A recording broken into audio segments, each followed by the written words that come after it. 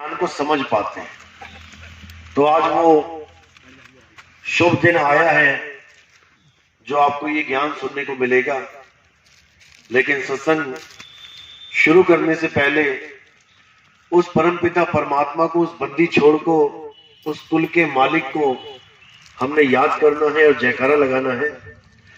बोलिए परमपिता परमात्मा की, सदगुरु बंदी छोड़ कबीर साहिब की, सभी संतों की, सभी भक्तों की, सत्संग कराने वालों की, इनके माता पिता की, इनके बाल गोपाल की, सकल हंस को बंदगी साहेब बंदगी सतनाम।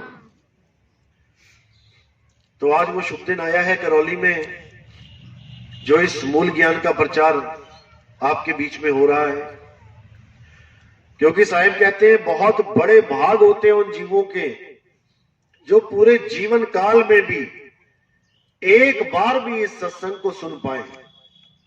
पूरी पूरी उम्रें निकल जाती हैं, दशक निकल जाते हैं, सैकड़ों वर्ष निकल जाते हैं, पूरा युग निकल जाता है, लेकिन ये ज्ञान किसी को सुनने को नहीं मिलता।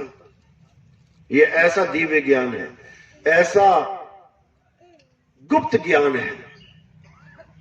लेकिन आज करौली वासियों के भाग जागे हैं जो इस मूल ज्ञान को इस धरातल पे पेश किया जा रहा है। साहिब कहते हैं लाखन में कोई समझ न पई है और कोटि मध्य जानेंगे, कहे कबीर सुनो भाई साधो, हमें बिरले हंस पहचानेंगे। कहते हैं लाखों करोड़ों में से कोई बिरले होते हैं जो मेरे इस ज्ञान को समझ पाते हैं, नहीं तो लोगों को समझ में ही नहीं आता कि बताया क्या जा रहा है। क्योंकि जो कुछ भी आज तक संतों ने बताया है, उन्हें अपनाने के लिए बोला है, उनके ऊपर जो कुछ भी लादा गया है, मूल ज्ञान में वो सब छोड़ने को बोला जाता है। तो उनको बड़ा अजीब लगता है कि ये कैसा ज्ञान है, यहां तो भगवान ही छुड़ा दिए, पूजा क्या करवाएंगे। क्योंकि लोगों ने पत्थर को भगवान मान लिया है, लोगों ने उस परम पिता परमात्मा को एक पत्थर समझ लिया है। अब जब संत महात्मा कहते हैं कि पाथर पूजे हरि मिले, तो मैं पूजू पहाड़, छोड़ो पत्थरों को, तब उन्हें लगता है हमसे हमारा भगवान ही दूर कर दिया। बस इसी को समझना है, किसी से किसी का भगवान दूर हो ही नहीं सकता, कोई कर ही नहीं सकता। दूध से घी को तुम दूर कर ही नहीं सकते। जब दूध से घी बनाओगे तो दूध दूध रहेगा ही नहीं, फिर घी ही घी होगा, अलग नहीं हो सकते। लेकिन समझ में नहीं आ रहा। अब सबसे बड़ा जो भेद है वो ये है कि हमें परमात्मा का तब तक पता नहीं लग सकता जब तक हमारे जीवन में कोई गुरु ना आ जाए। आज हम जिन देवी देवताओं की पूजा करते हैं, हम राम जी की पूजा करते हैं, हम कृष्ण जी की पूजा करते हैं, और हम ये सोचते हैं हम तो सीधे भगवान जी को पूज रहे हैं, हमें गुरु की क्या जरूरत है। अरे भाई, जिनकी आप पूजा कर रहे हो उन्होंने स्वयं गुरु धारण कर रखे हैं। राम जी ने वशिष्ठ जी को गुरु धारण किया, उनसे ज्ञान प्राप्त किया। कृष्ण जी ने संदीपन जी से ज्ञान प्राप्त किया। जब वो भगवान होके गुरु के अधीन है, तो हमें गुरु की जरूरत क्यों नहीं पड़ रही है। हमें भी गुरु की जरूरत पड़ती है। और साहिब ने तो यहां तक महिमा गा दी गुरु की कि गुरु मेरे सभी बड़े अपनी अपनी ठौर। जिसको जैसा भी गुरु मिला है, धन भाग है उन जीवों के जिन्होंने गुरु धारण किया। चाहे शुरुआत अपनी गली के किसी नुक्कड़ वाले गुरु से क्यों ना की हो, जिसको कोई नहीं जानता, और भले धीरे धीरे करके आज उन गुरु की शरण में चले गए जिनको सारी दुनिया जानती है। धन भाग है, वो पहला गुरु भी धन्य है और वो आखिरी गुरु भी धन्य है जो तुम्हें ज्ञान समझा रहा है। कुछ है उसके पास तभी तो वो दे रहा है। जो चीज तुम्हारे पास नहीं है वही तो तुम्हें दे रहा है, तभी तो तुम गुरु धारण कर रहे हो। यानी अपने हिस्से का ज्ञान वो तुम्हें बांट रहा है। उन गुरुओं को भी तुम नतमस्तक हो जाओ। लेकिन उनमें भेद भी बता दिया कि ऐसा नहीं कि आज तुमने कोई गुरु धारण कर लिया, पहला गुरु जीवन में जिसने तुम्हें मूर्ति पूजा या कोई मंत्र साधना दे दी, राम राम जपने को दे दिया, या किसी ने कान में फूंक मार दी, अब तुम कहो कि भाई मेरा तो यही पहला और यही आखिरी गुरु है।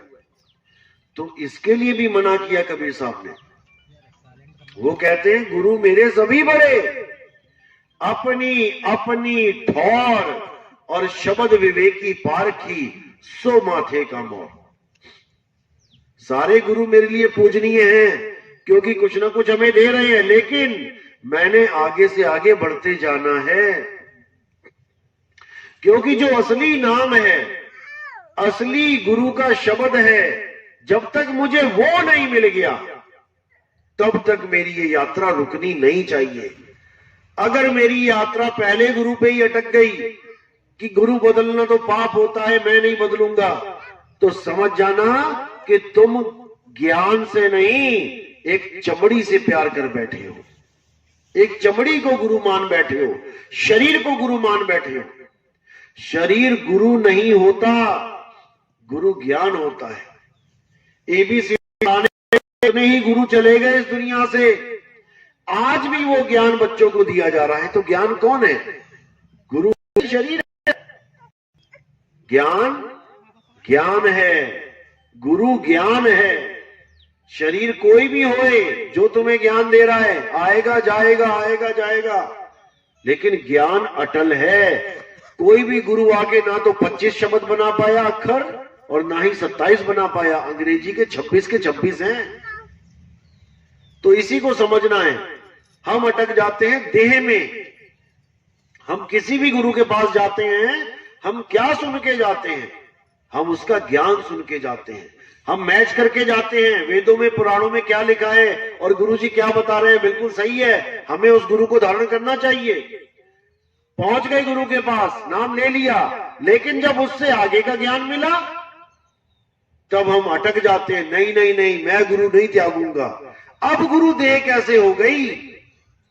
पिछला गुरु छोड़ के, पिछले देवी देवता छोड़ के आप जब आगे बढ़े, तब आपने एक बार भी नहीं सोचा कि मैं पिछले गुरु को छोड़ रहा हूं, मुझे पाप लगेगा, मैं गुरुद्रोही हो जाऊंगा। तब तो कभी ना सोचा।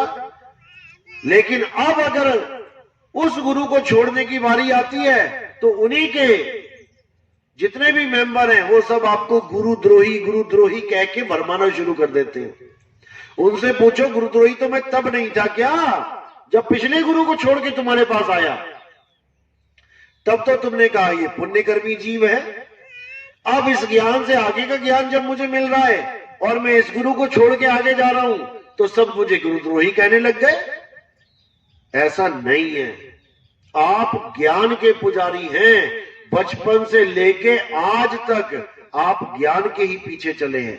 ये गुरुओं के पीछे जो इतनी लंबी लंबी लाइनें दिखाई दे रही हैं, ये किसी शरीर के पीछे नहीं है, ये ज्ञान को सुन के वहां जुड़े हैं। और जो शरीर के पीछे जुड़ा है उसको भी पता ही नहीं है कि ज्ञान होता क्या। तो साहिब ने कहा, देही को सतगुरु कहे, यह है धूधर ज्ञान, 4 दाग आवे नहीं, वाको सतगुरु जान। जो 4 दाग से न्यारा है उसको सतगुरु जानो। 4 दाग क्या है? वो 4 दाग नहीं है कि अग्नि में जलाना, मिट्टी में गाड़ना, पानी में बहाना, हवा में लाना, ये 4 दाग नहीं है। 4 दाग हैं गर्भ में आना, पहला दाग। भोजन करना, बच्चा पैदा होता है भोजन करता है, ये दूसरा दाग। कबीर साहब जब आए थे 12-15 दिन दूध नहीं पिया था, तब उनकी मां को, जो मुंह बोली मां थी, उनको चिंता हो गई कि कहीं ये बच्चा मर ना जाए। तो उनको तसल्ली देने के लिए एक कुंवारी गाय का दूध निकलवा के साहिब ने लीला करी पीने की। पिया नहीं था, उनको जरूरत नहीं है इसकी। तो दूसरा दाग है भोजन करना, क्योंकि भोजन किसका कर रहे हो? अरे जीवों का ही कर रहे हो। आलू प्याज दालें जीव है, इसमें जीव जीव को ही खा रहा है, भक्षण कर रहा है, शरीर शरीर को खा रहा है, ये दूसरा दाग है। परमात्मा जब आता है वो ये दाग नहीं लगवाता, वो किसी जीव को नहीं भक्षण करता। तो पहला दाग गर्भ में आना, दूसरा दाग भोजन करना, तीसरा दाग काम वासना में लिप्त हो जाना, भोग विलास करना, और चौथा दाग मृत्यु प्राप्त हो जाना, लाश छोड़ के जाना। ये चारों दाग से न्यारे केवल एक ही गुरु हैं, और वो बंदी छोड़ कबीर साहब हैं। चार दाग से सतगुरु न्यारे अजरो अमर शरीर, और कोई गाड्डा कोई अग्नि जरावे, ढूंढ न पायो शरीर, जपो रे मन केवल नाम कबीर। अब कोई ऐसा गुरु आ जाए जो बिना गर्भ के आया है? कोई ऐसा गुरु हो जो कहे कि मैं लाश छोड़ के नहीं जाऊंगा? देख लेते हैं, ऐसा कोई गुरु नहीं है। केवल एक ही गुरु है, वो बंदी छोड़ कबीर है। लेकिन वो कभी भनक भी नहीं लगने देते किसी को कि मैं परमात्मा हूं। वो तो ऐसे दास बन के बैठ जाते हैं जैसे मुझसे भूला कोई है ही नहीं, और अपनी मशीन चलाते रहते हैं कपड़ा बुनने की, खड्डी। तो इसी लीला को करते हुए कबीर साहब ने गुरु की महिमा भी गाई और गुरुओं को लताड़ा भी। जिस गुरु से भरम ना मिटे, भ्रांति जीव की ना जाए, सो गुरु झूठा जान के त्यागत देर ना लगाए। गुरु को त्यागने की भी बात कर रहे हैं। आज सारे गुरु केवल महिमा महिमा गा रहे हैं। 1000 गुरु बैठा है तो 1000 गुरु क्या कह रहा है कि कबीर साहब कहते हैं गुरु बड़े गोविंद से मन में देख को गोविंद से बड़ा बनाने में हर गुरु लगा है। लेकिन कबीर साहब ये भी कह रहे हैं, जिस गुरु से भरम ना मिटे, भ्रांति जीव की ना जाए, सो गुरु झूठा जान के त्यागत देर ना लगाए। ये क्यों नहीं बोलता कोई? ये कोई नहीं बोलेगा, क्योंकि ऐसा बोलने से सवाल जवाब निकलते हैं। खड़े हो जाएंगे शिष्य सवाल जवाब करने के लिए, परीक्षा लेने के लिए। लेकिन कोई गुरु नहीं चाहता कि मेरी परीक्षा हो। इसलिए ना तो कभी वो किसी को अपना फोन नंबर देता है कि कोई सवाल मुझसे पूछ लिया और मुझे जवाब ना आया और रिकॉर्डिंग वायरल हो गई तो लोग कहेंगे लो गुरु जी को ही नहीं पता। कोई गुरु आज तक किसी को नंबर नहीं दिया होगा। एक भी गुरु बता दो जिसने कभी नंबर दिया हो। जितने भी ये बड़े बड़े गुरु बैठे हैं, एक भी नंबर नहीं देता, एक भी सवाल जवाब सेशन नहीं चलवाता लाइव। सब रिकॉर्डिंग चलवाते हैं, जिसमें फंस जाते हैं वो रिकॉर्डिंग कट करवा देते हैं। आश्रमों के अंदर मोबाइल ले जाना अलाउड नहीं। इन लोगों की यहां क्यों नहीं है? क्योंकि इनकी सारी बातें बाहर ना निकल आए। ऐसे डरे हुए हैं ये लोग, बाहर ही जमा करवा लेंगे सबके मोबाइल। और सतगुरु बने बैठे हैं, गोविंद से बड़े बने बैठे हैं। तो साहिब ने बिल्कुल स्पष्ट किया है कि झूठे गुरु को झटक दे और शिष्य शाखा को फूक, और वाह में दोष जरा नहीं, शब्द कहा हम कूक। यहां से तुम्हारे भरम नहीं टूटते हैं, तुम्हारे सवालों के जवाब नहीं मिलते हैं। उस गुरु को बंदगी नहीं करनी है, उसको छोड़ के आगे निकल जाओ। और क्या बोला कि जो गुरु गलत काम कर रहे हैं, ये सोच के कि मैं तो गुरु पद पे आ गया, मेरा हिसाब किताब तो यमराजा लेगा नहीं, मैं तो लोगों का ठेकेदार बन गया मुक्ति दिलवाने का, अब मैं जो मर्जी करूं। ऐसा भी नहीं है। साहिब कहते हैं झूठा गुरु अजगर बना और 1,84 जाए, और सारी संगत चीटी बनी तोड़ तोड़ के खाए। ये भी बाणियां साहिब की हैं, लेकिन ये कोई नहीं सुनाता, कोई भी नहीं बताएगा आपको, क्योंकि उन्होंने केवल गुरु की महिमा गवानी है। क्योंकि गुरु की महिमा मतलब अपनी महिमा, अपनी महिमा गवाना चाहते हैं सारे। सब कबीर बनना चाहते हैं, सब परमात्मा बनना चाहते हैं। ग्रंथ देखो, डायरेक्ट इनडायरेक्ट कहीं ना कहीं लिखा जरूर होगा कि जो गुरु जी गद्दी पे बैठे हैं यही परमात्मा हैं। किसी भी ग्रंथ को उठा के देख लो, किसी भी गुरु के, कहीं ना कहीं खुद को परमात्मा सिद्ध किया जा रहा है। लेकिन साहिब क्या कह रहे हैं? साहिब कह रहे हैं कबीरा स्वामी कोई नहीं, और स्वामी सिरजनहार, और स्वामी बन के जो फिरे तो घड़ी पड़ेगी मार। आज जितने भी स्वामी बन के घूम रहे थे कि हम कबीर का अवतार हैं, हम कृष्ण जी का अवतार हैं, हम राम जी का अवतार हैं, ये सब जेलों में बैठे हैं। घड़ी मार पड़ रही है इनको, 50-50 वकील कर लिए, जमानत नहीं मिल रही इन लोगों को, क्योंकि स्वामी कोई नहीं है, स्वामी सृजनहार है। और वो स्वामी कहां बैठा है? उस स्वामी के रहने का स्थान समझ लो कहां है। वो स्वामी हमारी आत्मा में विराजमान है। घी कहां रहता है? क्या घी पेड़ पे लगता है? क्या घी जमीन खोदोगे तो मिलेगा? क्या घी जंगलों में है? घी कहां पे है? दूध में घी छुपा है। जैसे दूध में घी छुपा है, ऐसे ही परमात्मा हमारी आत्मा में छुपा है। इसको ग्रंथ साहब में बोला गया कि आत्म माही राम और राम में ही आत्म, चीनस गुरमुख विचारे। कि परमात्मा हमारी आत्मा से जुड़ा नहीं है भाई। खुद को खोजो तो खुदा मिलेगा, खुद को पाओ तो परमात्मा मिलेगा, लेकिन हमें खुद का ही आभास नहीं हो रहा कि मैं हूं क्या, क्योंकि हम अपने आप को शरीर मान बैठे हैं। जब तक हम अपने आप को ये शरीर माने बैठे हैं, तब तक हमें केवल मिट्टी का आभास होगा। देखो, छू के देखो, हाथ क्या है? मिट्टी है। मिट्टी को एक चमड़ी का रूप दे दिया है। यही चमड़ी तुम दबा दो 10 दिन, मिट्टी में मिट्टी मिल जाएगी। जब लाश दबा देते हैं नमक डाल के, तो मिट्टी मिट्टी में मिल जाती है, केवल हड्डी का ढांचा मिलता है। 1 साल बाद लाश कहां गई?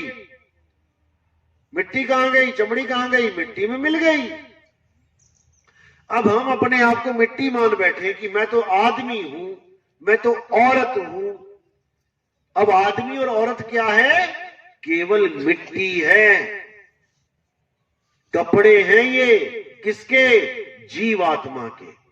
गीता में बताया गया ना, हे अर्जुन, तू और मैं शरीर नहीं है, तुम और मैं आत्मा है। शरीरों का तो जन्म होता है, शरीरों की मृत्यु हो जाती है, लेकिन ऐसा कोई समय नहीं था। अध्याय दूसरे की बात चल रही है ये। ऐसा कोई समय नहीं था जब मैं, तुम या ये राजा महाराजा नहीं थे, और ऐसा कोई समय नहीं आएगा जब तू, मैं और ये राजा महाराजा नहीं होंगे। तो कौन से स्वरूप की बात हो रही है यहां पे? आत्म स्वरूप की। क्योंकि देह स्वरूप तो आएगा और जाएगा। सतयुग में युधिष्ठिर नहीं था, सतयुग में शकुनी मामा नहीं था, सतयुग में द्रोणाचार्य नहीं था, त्रेता में कृष्ण जी नहीं थे, और द्वापर में हरिश्चंद्र जैसे नहीं थे, क्योंकि वो सतयुग में हुए। तो ये कौन से स्वरूप की बात चल रही है? जो सदा था, सदा है, सदा रहे, आत्म स्वरूप की बात है, जो हमारा निज स्वरूप है। लेकिन हम आत्मा को ना जानने के कारण हम अपने आप को आदमी और औरत मान बैठे। अभी कहूंगा भाई आदमी लोग हाथ खड़ा करो तो सारे आदमी हाथ खड़ा करेंगे, और कहूंगा औरतें हाथ खड़ा करो तो सारी औरतें हाथ खड़ा करेंगी, क्योंकि हमने अपने आपस में भेद प्रकट कर दिया है कि मैं आदमी हूं, ये औरत है। तात्विक रूप से देखो कि जो मेरे अंदर तत्व हैं वही औरत के अंदर भी है। 5 तत्वों से शरीर बनाए, आसमान यानी आकाश, वायु, अग्नि, जल, पृथ्वी मेरे अंदर विराजमान है, तो क्या औरत के अंदर नहीं है? आकाश आकाश एक सा, वायु वायु एक सी, जल जल एक सा, अग्नि अग्नि एक सी, धरती धरती एक सी। अलग कैसे कर दिया? अलग कैसे कर दिया? केवल जो डिजाइन बना दिया है, आदमी का अलग डिजाइन, औरतों का अलग डिजाइन। जैसे कपड़े लेने जाते हैं हम लोग, आदमी की जीन्स की डिजाइन अलग, लड़कियों की जीन्स का डिजाइन अलग, आदमियों की जैकेट अलग, औरतों की जैकेट अलग, आदमी का चश्मा अलग, औरतों का चश्मा अलग, जेंट्स का पर्स अलग, लेडीज का पर्स अलग। कपड़ा वही, सामान वही, लेकिन डिजाइन अलग कर दिया। केवल डिजाइन की वजह से हम अपने आप को आदमी और उनको औरत समझ रहे हैं। अब ये कपड़े कहां मिलते हैं? पहनने वाले कपड़े मिलते हैं दुकान में, जाओ मार्केट में। और ये चमड़ी वाला कपड़ा कहां मिलता है अलग अलग? ये कौन सी दुकान में मिलता है? आदमी और औरत रूपी चमड़ा शरीर कहां मिलता है? ये मां के गर्भ में मिलता है, जिसकी टेस्टिंग करवाने जाते हैं। देखना डॉक्टर साहब लड़का हो गया कि लड़की। अब उस मशीन ने क्या चेक किया? केवल कपड़े चेक किए कि लेडीज सूट पहन के आ रही है ये जीवात्मा, की जेंट्स का सूट पहन के आ रही है, कोट पैंट पहन के आ गया ये जीवात्मा तो लड़का है, और सलवार कुर्ता पहन के आ गई तो ये लड़की है। जबकि इन दोनों शरीरों को धारण करने वाला जो जीव है वो ना आदमी है ना औरत है, वो जीवात्मा है, अविनाशी है, ईश्वर अंश, जीव अविनाशी। लेकिन ये अविनाशी अपने आप को समझ ही नहीं पा रहा है। ये अपने आप को आदमी औरत मान के बैठा है, और खुद को तो माना, अपने भगवान को भी आदमी औरत बना डाला, विष्णु जी को आदमी औरत बना डाला। आदमी क्या है? आदमी एक चोला है, मनुष्य चोला। चोला क्या होता है? चोला किसे कहते हैं? कपड़ों को कहते हैं। बाबा जी का चोला देखो कैसा पहना है, काला वाला। तो चोले कपड़े हैं। विष्णु जी आदमी का चोला धारण करके बैठे हैं, ना कि वो आदमी है। आदमी का तो चोला है।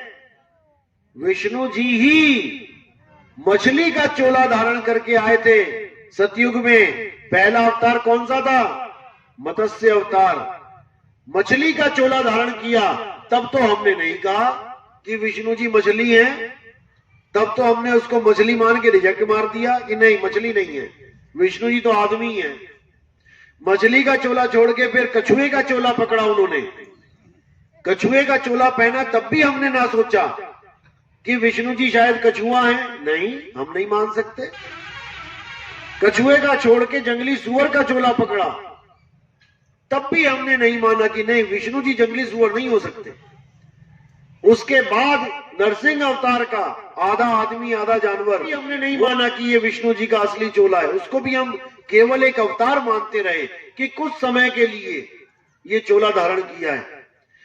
लेकिन जो परमानेंट चोला बना दिया हमने, वो आदमी का बना दिया कि विष्णु जी का नाम लेते ही आदमी का रूप सामने आ जाए तो हम समझते हैं हाँ यही विष्णु जी है। अरे भाई ये भी चोला है, ये भी कपड़े हैं। ये कपड़े पहने किसने हैं उसको जानना है। केवल आदमी नहीं है विष्णु जी।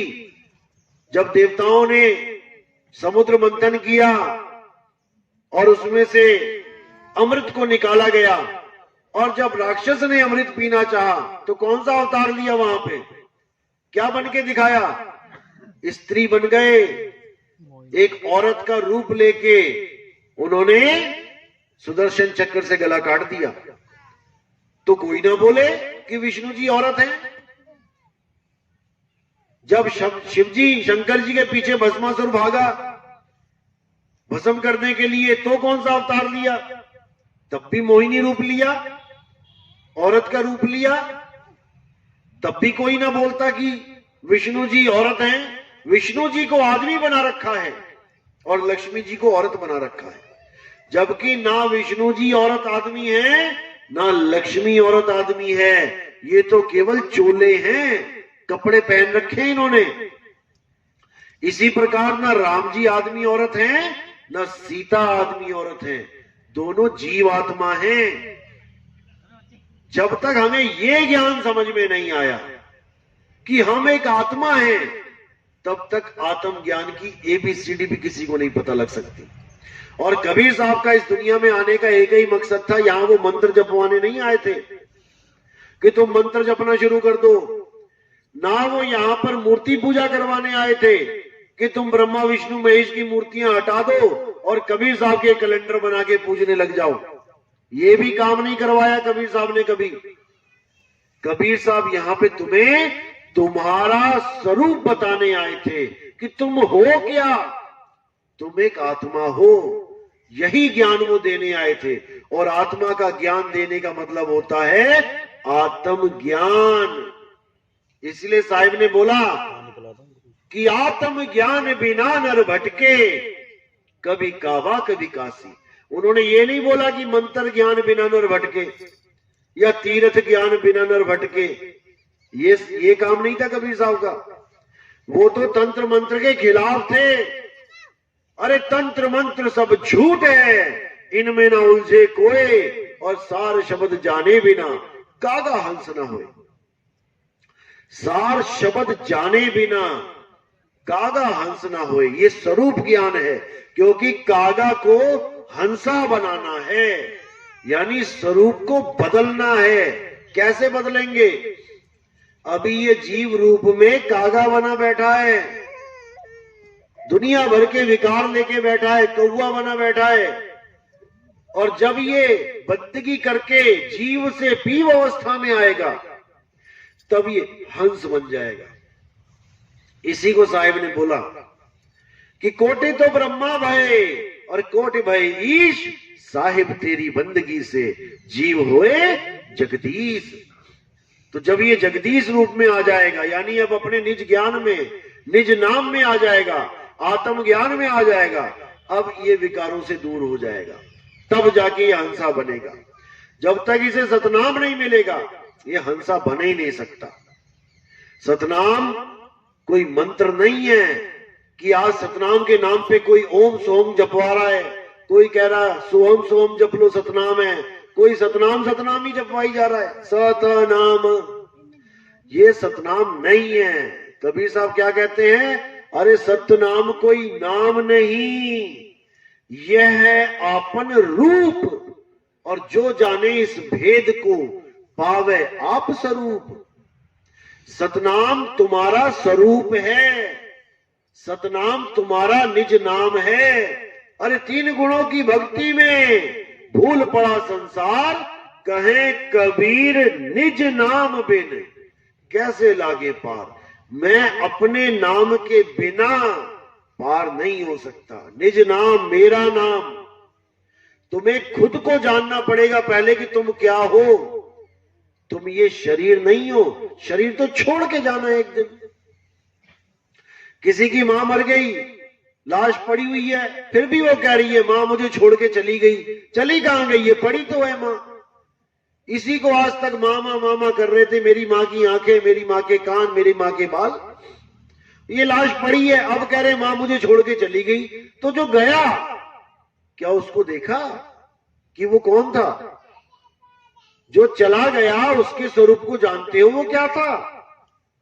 कोई नहीं जानता। उसी को समझना है कि कौन थी इस शरीर में जो मेरी हर बात का जवाब दे रही थी। कौन था इस शरीर में जो मेरी हर बात को सुन रहा था, समझ रहा था, मुझे सलाह दे रहा था। मैं सोच रहा था ये शरीर बोल रहा है, शरीर तो ये पड़ा है, तो बोलनहार तो कोई और था जो चला गया।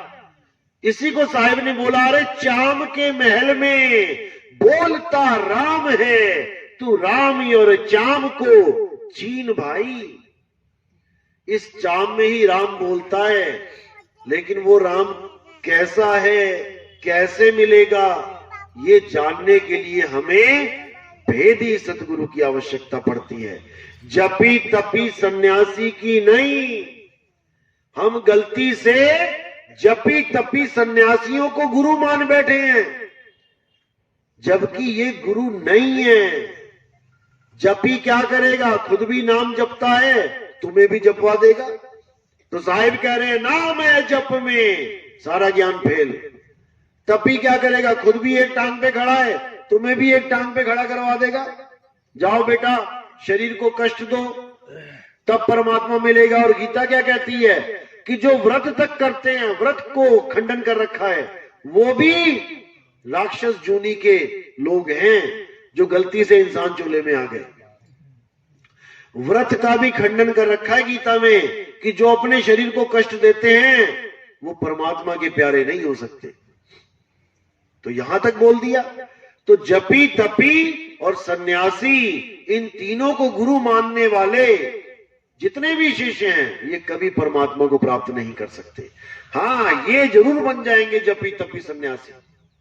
कोई हाथ में माला लेके घूम रहा है, 108 मंत्र पूरे कर लूं, इतनी माला फेर लूं, और साहिब क्या कह रहे हैं, अरे माला तो कर में फिरे और जीव फिरे मुख माही और मनवा दसहु दिसी फिरे, ये तो सिमरन नहीं। तो कहां चली गई तुम्हारी माला? अभी जो कबीर साहब ने मना किया, इन नकली कबीर पंथियों ने वही चीज पकड़ा दी।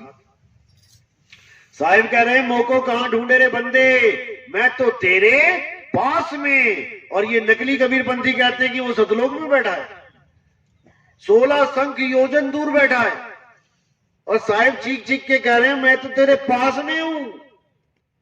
अब इनसे पूछो भैया पास कौन सी जगह है, तो कभी ना बता पाएंगे ये लोग, क्योंकि इनको पास का पता ही नहीं है कि पास होता क्या है।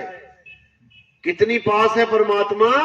अरे ज्यों तिलमाही तेल है और ज्यों चकमक में आग, तेरा साईं तुझ में है, जाग सके तो जाग। अब बताओ कौन से सतलोक में कुर्सी लगा के बैठा है वो? सतलोक का मतलब होता है हमारा निज स्वरूप, आत्म स्वरूप, जो सत्य है, जिसका कभी कोई नाश नहीं कर सकता। गीता में भी बताया गया, लेकिन इनको मोतियाबिंद हुआ पड़ा है, इनको दिखता ही नहीं है। वहां साफ बोला, हे अर्जुन, इस दुनिया में 2 प्रकार के तत्व हैं, एक है असत्य और एक है सत्य।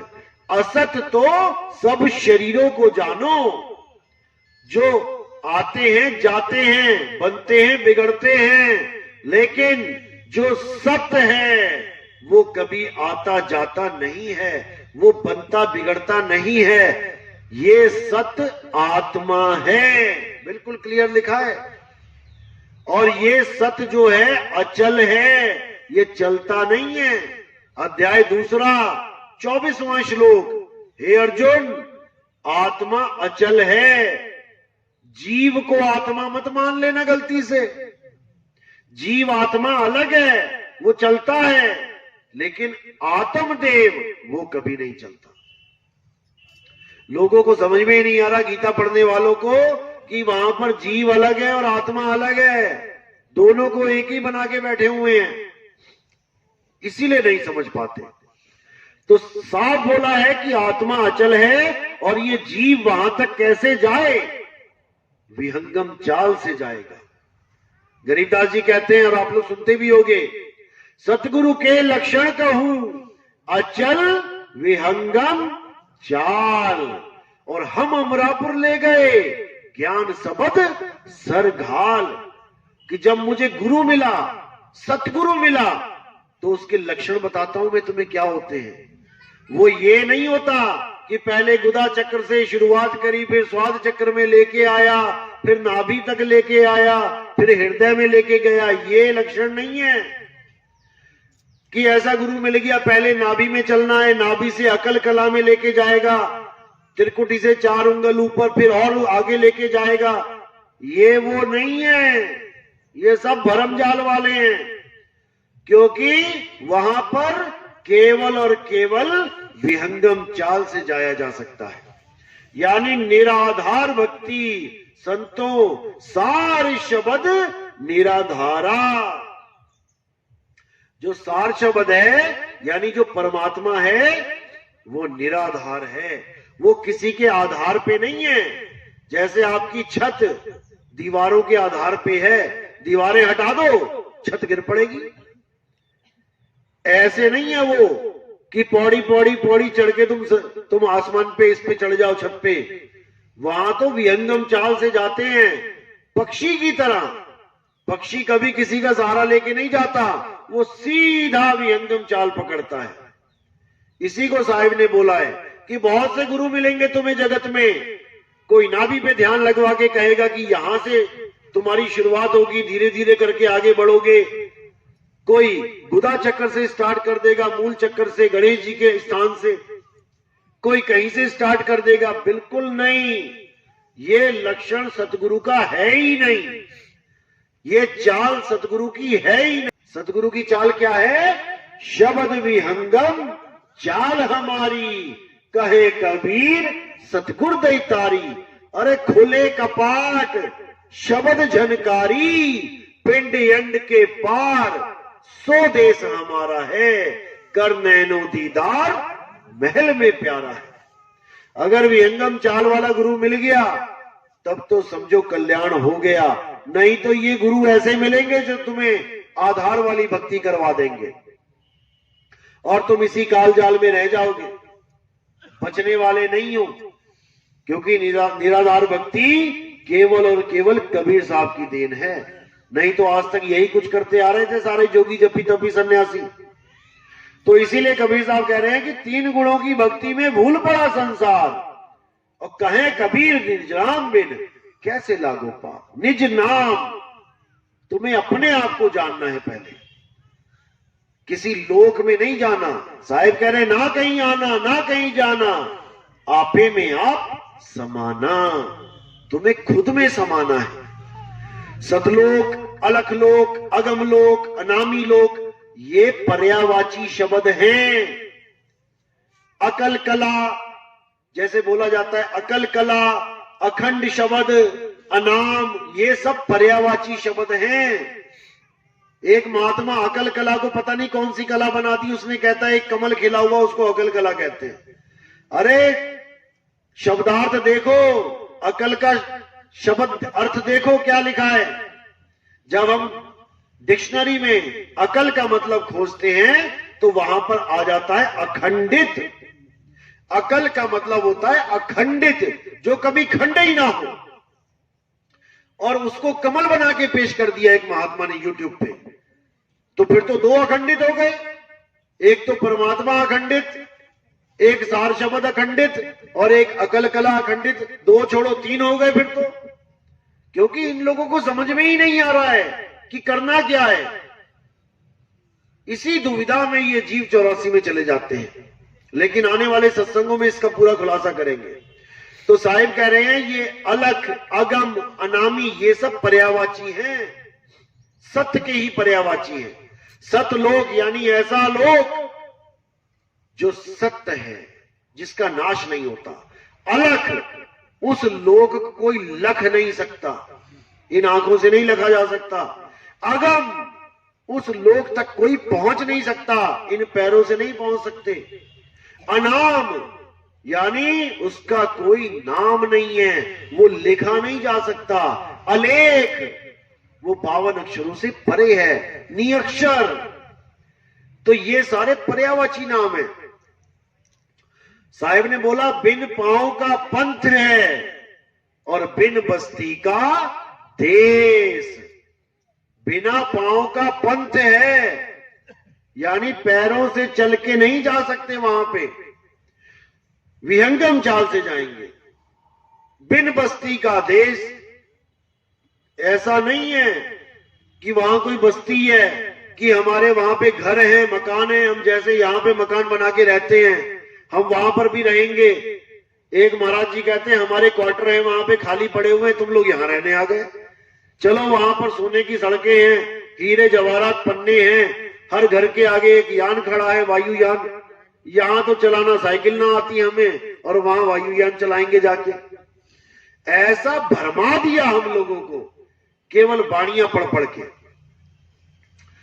बाणियां कहती कुछ हैं और उसका अर्थ कुछ होता है। 2 प्रकार के अर्थ निकलते हैं, एक तो शब्दार्थ होता है जो शब्द का अर्थ, और एक भावार्थ होता है कि उस वाणी का भाव क्या है। शब्दार्थ नहीं उलझ गए सारे, क्योंकि उस भाव तक पहुंच ही नहीं पा रहे हैं। बिना अनुभव के उस भाव तक कोई पहुंच ही नहीं सकता। इसीलिए कबीर साहब ने हर चीज का निबेड़ा कर रखा है, एक सुई जितनी भी कसर नहीं छोड़ी उन्होंने अपनी वाणियों में। परमात्मा के 16 पुत्र बताए, बिल्कुल सटीक बताए, लेकिन अज्ञानी जीव समझ ही नहीं पाया। उनको आदमी बना के बैठ गया कि काल भगवान ने कुरुम का सिर फोड़ दिया। बच्चे थे क्या? बच्चे हैं जो लड़ते हैं आपस में, सिर फोड़ दिया। और अविनाशी परमात्मा अविनाशी तत्वों का बनाए अपने बच्चों को। जो सिर ही फूट गया तो अविनाशी तत्व कहां से रहा वो? अभी तो मिट्टी भी नहीं बनी, अभी तो 5 तत्व का शरीर भी नहीं बना, पहले ही फोड़ा फाड़ी चालू हो गई। तो उस अविनाशी तत्व का हम क्या करेंगे जिसका शरीर फट जाए? ये कौन सी कहानी सुना रहा हूं मैं, पता है ना? किस किस को पता, हाथ खड़े करो। हाँ, ये वो कहानी सुना रहा हूं मैं जिसको कुरुम बना दिया इन्होंने आदमी, जबकि कुरुम नाम होता है संस्कृत में कछुए का। विष्णु जी का दूसरा अवतार कुरुम अवतार है। कबीर साहब ने पहला पुत्र कुरुम क्यों बताया? क्योंकि कुरुम के पास एक गुण होता है, कछुए के पास एक गुण है। क्या गुण है कछुए के पास? कछुए के पास सिमटने का गुण है और फैलने का गुण है, यानी विस्तार भी कर सकता है और अपने आप को सिमटा भी सकता है।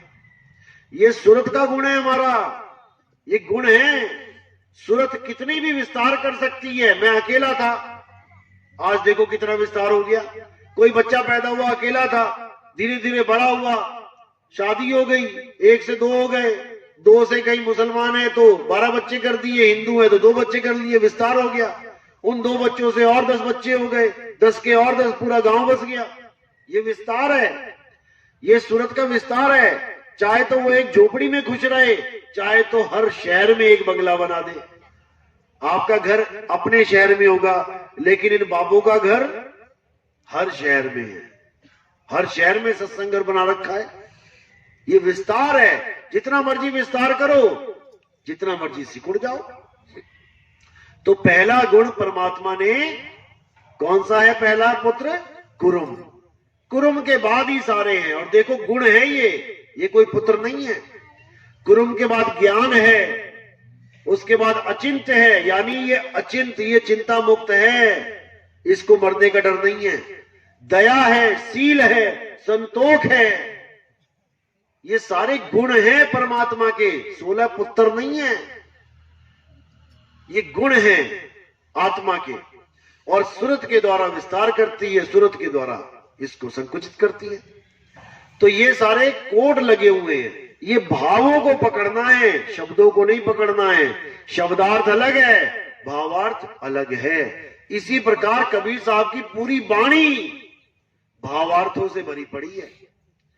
और जो उसको शब्दार्थ करके गाएगा, साहिब क्या कहते हैं? मेरी गाई गाएगा, 3 लोक में धक्के खाएगा, और मेरी वाणी बूझेगा, सतलोक को सूझेगा। जो मेरी वाणी को बूझेगा, यानी साहिब ने ऐसा बोला तो क्यों बोला, वो असली चीज को सूझेगा। तो साहिब क्या कह रहे हैं? सतनाम के बारे में बताते हैं कि जो सतनाम है इसको समझ लो। सारा खेल सतनाम का है। सतनाम के पर्यायवाची नाम क्या हैं? सार नाम, सार शब्द, अकह अडोल नाम, अचिंत नाम, निज नाम, ये सारे सतनाम के पर्यायवाची हैं। ऐसा नहीं है कि आज तुम्हें सतनाम मिलेगा, फिर सार नाम मिलेगा, फिर सार शब्द मिलेगा, फिर अकह नाम मिलेगा, फिर अबोल नाम मिलेगा, फिर नी अक्षर नाम मिलेगा। फिर तो इसी खिचड़ी में पक जाओगे तुम लोग। एक ही परमात्मा के सारे नाम हैं। तो कबीर सागर खोलो और पहली लाइन पढ़ो। बिल्कुल निबेड़ा कर दिया साहिब ने पहली लाइन में। क्या बोला? सत्य नाम है सार, बूझो संत विवेक करी, उतरो भवजल पार। सतगुरु का उपदेश यही कि सतनाम है सार, सतनाम ही सार है। क्या है सार? 2 ही प्रकार के तत्व हैं, एक सार एक असार। तो साहिब कह रहे सतगुरु ऐसा चाहिए जैसा सूप सुहाए, और सार सार तो गही रहे, थोथा दे उड़ाए। 2 ही तत्व हैं यहां पे, एक सार एक असार। असार में ये सारे संसार के नाशवान तत्व आ जाते हैं, और सार में क्या आता है? आत्मदेव। आत्मा ही सार है, उसी आत्मा को जानना है। तो सत्य नाम है सार। कह रहे सतनाम आत्मा है। बूझो संत विवेक करी, विवेक लगाओ और बूझो कि क्या है अविनाशी। पूरे संसार में अविनाशी है क्या? जब बूझ लोगे तो समझ में आ जाएगा कि आत्मा ही अविनाशी, वही सार है। सत्य नाम है सार, बूझो संत विवेक करी, उतरो भवजल पार। केवल आत्मा को बूझने से ही भवजल पार उतर जाओगे। भवजल क्या है? ये काया ही भवजल है। ये है भवजल। भवजल में उल्टा लटकते हैं ना, तो ये तत्व में उल्टा लटकता है। भवजल में गोते खाने का मतलब यही होता है, पैर ऊपर सिर नीचे, यही है भवजल। साधु सिद्ध त्रिदेव आदि सब इन 5 नाम में अटके, मुद्रा साध रहे घट भीतर, फिर औने मुंह लटके, यही है भवजल। लेकिन किसी को समझ में नहीं आ रहा। भवजल से पार तब होंगे जब काया से न्यारा नाम मिल जाएगा, जब देह से न्यारा ज्ञान मिल जाएगा। देही ज्ञान सब जगत बखाने, विदेही ज्ञान कोई बिरला जाने। क्या है विदेह? विदेह है आत्मा। देह का विलोम अर्थ है विदेह, जैसे देश का विलोम अर्थ है विदेश। लेकिन अज्ञानी जीवों ने विदेह का अर्थ क्या कर दिया? विशेष देह। बताओ विशेष कौन सी देह आ गई भाई? देह तो देह है। विदेह का मतलब होता है आत्मा। जैसे जनक विदेही, जनक जी की स्टोरी पढ़ो, उनको विदेही क्यों बोला गया? क्योंकि उन्होंने ये माना कि हम शरीर नहीं, हम आत्मा हैं, इसलिए उनको विदेही बोला गया। और इसी प्रकार इस देही से जुड़े सारे नाम, इस देही से उत्पन्न सारे नाम देही नाम कहलाते हैं, देही शब्द कहलाते हैं। लेकिन आत्मा रूपी जो शब्द है वो विदेह कहलाता है। जिसको साहिब ने कहा शब्द शब्द सब कोई कहे। हर गुरु आज कह रहा है हमसे शब्द ले लो, हमसे शब्द ले लो। और दे क्या रहे हैं? ये काया से पैदा होने वाले शब्द, इस मुंह से निकलने वाले शब्द। अगर किसी गुरु की जुबान काट दी जाए तो उसका सारा धंधा चौपट हो जाएगा। ना बेचारा कुछ बोल पाएगा, शब्द दे पाएगा, ना चेला ले पाएगा। अब गूंगा तुम्हें शब्द क्या देगा? आ करेगा, क्या जानोगे क्या बोल दिया उसने? ये जितने गुरु तुम्हें शब्द दे रहे हैं इस जीव की वजह से। तो साहिब क्या कह रहे हैं? अरे 52 अक्षर जीव आधारा, आदि अक्षर जीव्या से न्यारा, वाही को सत सिमरण कहिए, सिमर सिमर नर उतरो पारा। कर दिया ने बेड़ा कि 52 अक्षरों को जोड़ जोड़ के जो शब्द देते हैं वो जीव का खेल है। जीव के अलावा बताओ तुम्हारे पास कौन सा शब्द है? तो साहिब कह रहे हैं होठ कंठ लागे नहीं, जीवा नहीं उच्चार, और गुप्त वस्तु जो लखे सो निज हंस हमार। एक बहरा भी तुम्हें भूली हुई वस्तु की तरफ इशारा कर सकता है। तुम्हारा पर्स गिर गया बस में, तुम ढूंढ रहे हो कहां है, सामने गूंगा बैठा है, वो इशारा कर देगा नीचे देख, उंगली का इशारा देखती तुम्हें ज्ञान हो जाएगा बिना बोले, क्योंकि वहां पे वस्तु का खेल है सारा। हमारी वस्तु खोई हुई है, कोई नाम मंत्र नहीं खो गए, भूल गए तुम कोई मंत्र। वस्तु कहीं ढूंढे कहीं, कैसे लागे हाथ, और गुप्त वस्तु तब मिले, भेदी लीजे साथ। भेदी लीना साथ में, दीनी वस्तु लखाए। अरे कोटि जन्म का पंथ था, पल में पहुंचा जाए। उस वस्तु का लखाव कराने वाला गुरु हमें मिल गया तो समझो पल में पता लग जाएगा कि परमात्मा है कहां, जो हमारे पास है। लेकिन वो है कहां? हमें नहीं है, नहीं प्राण में। लोग प्राणों में ढूंढ रहे हैं परमात्मा को कि श्वासों में परमात्मा छुपा हुआ है। अरे नहीं प्राण में, नहीं पिंड में, इस काया में भी नहीं है। इस काया में तो जीव है, जिसके कारण ये काया चल रही है, परमात्मा की वजह से नहीं, जीव की वजह से। कह रहे नहीं प्राण में, नहीं पिंड में, और ना ब्रह्मांड आकाश में। कई लोग आकाश में दिखा देते हैं परमात्मा को, दो हाथ खोल खोल के, एक हाथ ऊपर किया, एक नीचे किया, बीच में गैप दिखा दिया, वैक्यूम, उसी को कह दिया यही परमात्मा है। और लाखों करोड़ों लोग मान के भी बैठ गए कि यही परमात्मा है। हैरानी होती है। तो साहिब कह रहे हैं नहीं प्राण में, नहीं पिंड में, ना ब्रह्मांड आकाश में, और खोजी होए तुरंत मिल जाऊं एक पल की तलाश में। कहे कबीर सुनो भाई साधो, मैं तो हूं विश्वास में। यानी गुरु के द्वारा जब तुमने पूरा ज्ञान समझ लिया, वाणियों से मैच करा लिया कि हमारा रास्ता सही है कि नहीं, उसके बाद तुमने कुछ विचार नहीं करना है। रास्ता सही है, मंजिल मिलेगी, आज नहीं तो कल मिलेगी, बस तुम लगातार चलते चले जाओ। 50 लीटर दूध उबालना हो, आज गैस जलाई तुमने, तो क्या 2 मिनट में उबल जाएगा? कितनी देर तुम्हें बैठना पड़ेगा, बैठे बैठे बोर भी हो जाओगी, कहूं झपकी भी लग जाए, सो ही जाओ दूध गर्म करती करती। लेकिन वो गर्म हो रहा है, तुम्हें उबलता हुआ नहीं दिखाई देगा, वो हो रहा है। और जब वो उबाला आएगा तो एकदम ही आएगा। देखा होगा आपने, कितनी देर बैठे रहो दूध उबालने हुए, तब नहीं उबलेगा। अब जरा सी घंटी आई मोबाइल की, जैसी लेने गए इतने में सारा काम हो गया। ये इतनी देर बैठी नहीं, तब तो उबला नहीं, और 2 मिनट में उबल गया। ऐसी परमात्मा की भक्ति है। लोहा गर्म हो रहा है। जो लोग ये सोचते हैं जी 2 साल हो गए नाम लिए, कुछ हो तो रहा नहीं है, अरे भैया हो रहा है, तुझे नहीं पता लग रहा, ये लोहा गर्म हो रहा है। और जब ये पूरा गर्म होगा तो एक ही घन पड़ेगा और आकार बदल जाएगा, एक ही घन पड़ेगा और अवस्था बदल जाएगी। लेकिन तुम कहो अरे कुछ नहीं हो रहा, छोड़ो इसको, कहीं और ढूंढो, तो ये लोहा कभी ना गर्म होने वाला। लोहे को लगातार आग में रखना पड़ता है। ऐसा नहीं कि थोड़ा सा यहां डाला फिर निकाल लिया, फिर दूसरी आग में डाला फिर निकाल लिया, ऐसे तो हो चुका लोहा गर्म।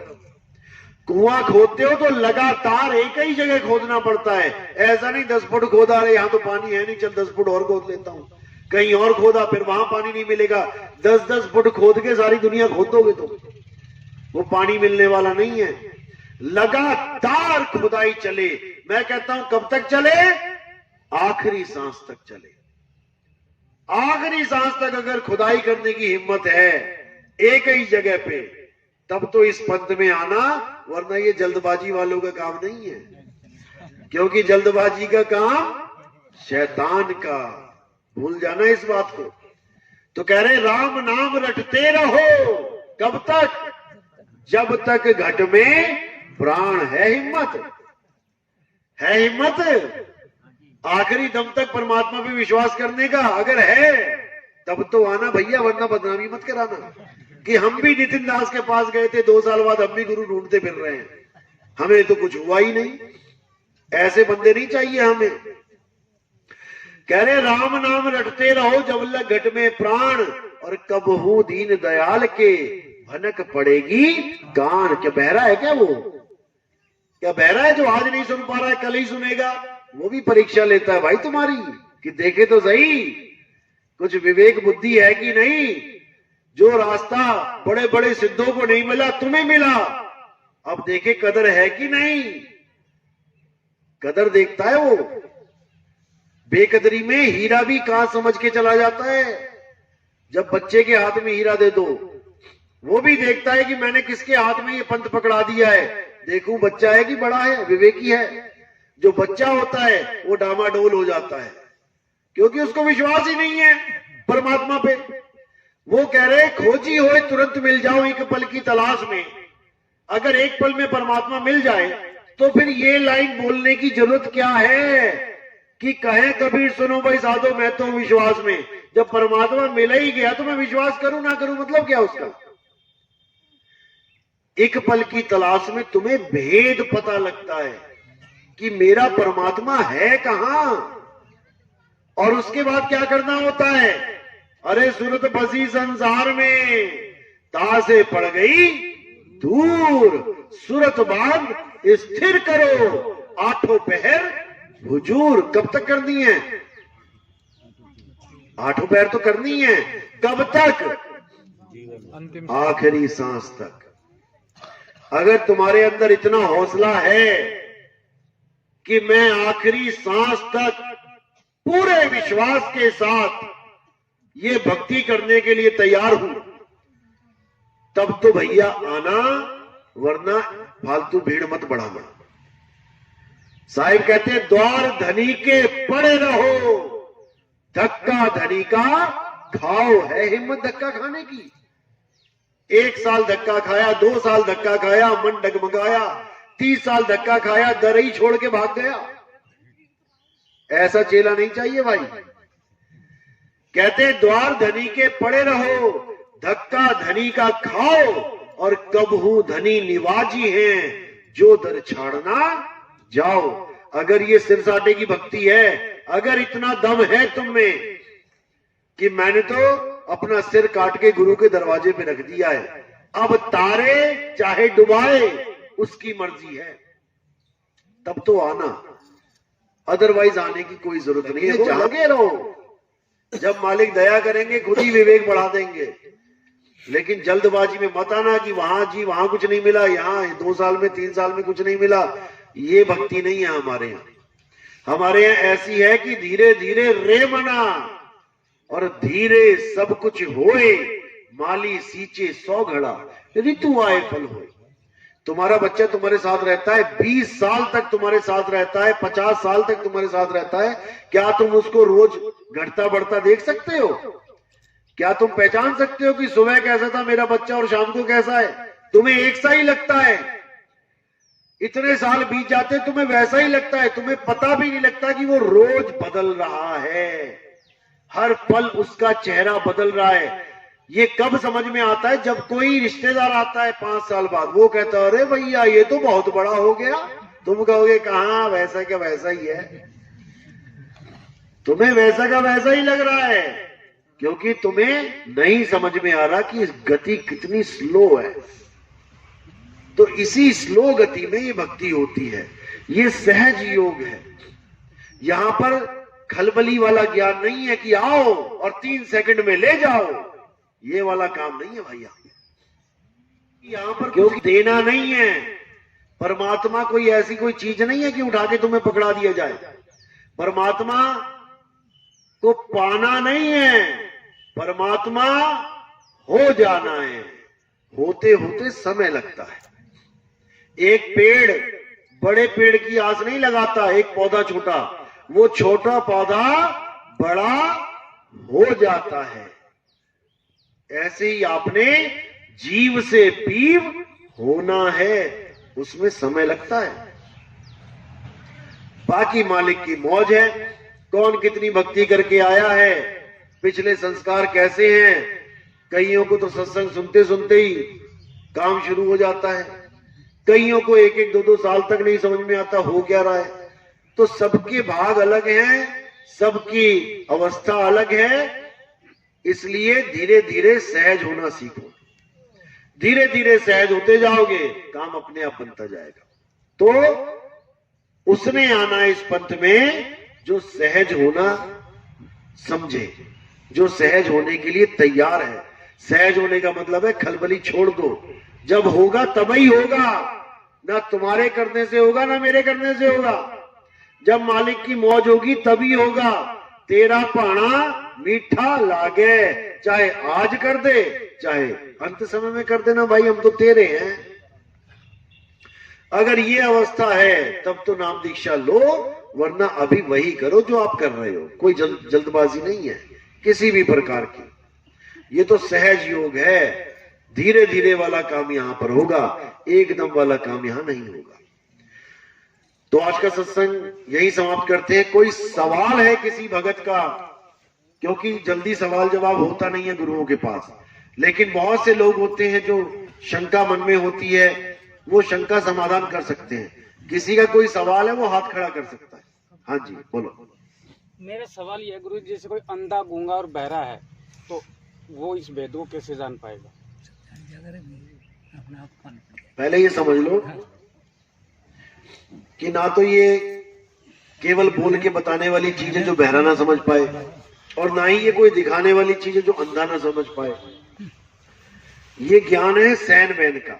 जो आपने कहा कि कोई आदमी अंधा, बहरा, गूंगा, पहली बात तो तीनों नहीं होते, नेचुरली तीनों नहीं होते, एक्सीडेंट से हो सकता है। किसी का एक्सीडेंट हो जाए, यानी जो बहरा था वो गूंगा तो 100% होगा। अगर कोई बच्चा बहरा है जिसकी आपने चुटकी बजाई कान के आसपास और वो नहीं हिल रहा है, तो समझ जाओ वो बहरा है, वो यानी कोई रिएक्शन नहीं दे रहा है, तो वो बहरा है। जो बहरा होगा वो 100% गूंगा होगा, भले उसकी जीभ भी सही है, गला भी सही है, सब कुछ सही है। क्यों गूंगा होगा? कारण क्या है? अक्षर ज्ञान नहीं समझ पाएगा वो। हम अपने बच्चों को अक्षर ज्ञान देते हैं, बेटा बोलो पापा मामी, वो भेद समझ रहा है कि पापा और मामी में भेद है। किसके द्वारा समझ रहा है? कान की इंद्री के द्वारा। लेकिन बहरा ये सुन ही नहीं पाएगा कि पापा बोला कि मामी बोला कि नानी बोला, इसलिए उसकी एक ही आवाज रहेगी आ। जितने गूंगे होते हैं सब ऐसे ही बोलते हैं। तो ये जो ज्ञान है ये वस्तु का ज्ञान है। फिर समझ लो, यहां पे नाम नहीं दे दूंगा मैं कि कैसे देते हैं। क्या बहरा मार्केट से कोई वस्तु नहीं लाता? क्या अंधा कोई वस्तु नहीं लाता? लाता है, सब कुछ लाता है। जब वस्तु का ज्ञान आ गया तो वो सब कुछ कर सकता है। जहां पे मंत्रों का ज्ञान आ गया, बहरा क्या सुनेगा? फेल हो गए मंत्र। जहां कोई दिखाने की बात आ गई कि गुरु के चेहरे को देखो ऐसा ही परमात्मा मिलेगा, तो जब वो देखा ही नहीं सकता तो फिर वहां कैसे देखेगा? फेल हो गया। इंद्री ज्ञान फेल हो जाएगा, लेकिन सैन ज्ञान फेल नहीं होगा। सैन होता है इशारा, और इशारा केवल एक तरह से नहीं दिया जाता, इशारा सामने वाले को देख के दिया जाता है कि कैसे दिया जाएगा। अंधों का इशारा कोई और है। अंधा क्या कहता है? जब कोई आएगा तो चुटकी बजा देना। अंधों का इशारा और है, बहरों का इशारा और है। बहरों के लिए न्यूज चलती है, टीवी में एक न्यूज देखी ना, वो ऐसे ऐसे ऐसे ऐसे, वो तुम लोग ना समझ पाओगे कि क्या बोल रहा है वो, और बहरा पूरी इस बात समझ रहा है। तो सबका ज्ञान अलग अलग तरह का होता है। जब कोई अंधा बहरा आता है तो उसको हम जो ज्ञान देते हैं अलग तरीके से देते हैं। एक आम आदमी को अलग तरीके से मिलेगा, अंधे बहरे को अलग तरीके से मिलेगा। मिलना वही है, सैन वही चलेगी। वो जब मिलता है तब समझ में आता है। चलो, और कोई सवाल? कोई भी मन में सवाल हो पूछ सकते हो। आपके एक सवाल से हजारों लाखों लोगों को